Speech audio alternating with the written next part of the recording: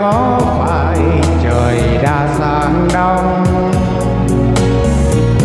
mùa đông giá băng anh đang chờ, mùa đông ái ân anh đang tìm màu áo cưới cho em. Ô hay mất anh lại buồn này sao, khi anh đã viện một đời yêu em. Dù cho nén môi kia phai mờ, dù cho mắt xanh kia ngờ, dù cho năm tháng trôi qua, ta quen biết nhau khi tàn thương, ta yêu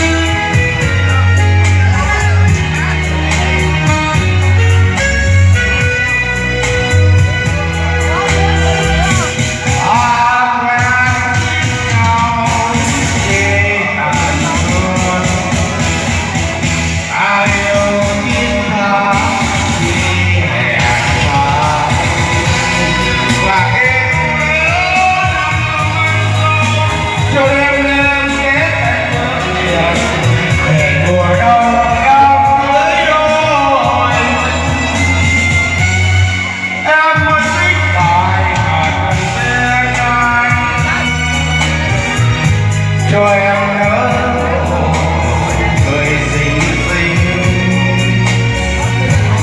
Từ đây những đêm trong tay mình không lẽ loi không sầu, biển cầu ta mãi bên nhau. Từ đây những đêm trong tay mình không lẽ loi không sầu, biển cầu ta mãi bên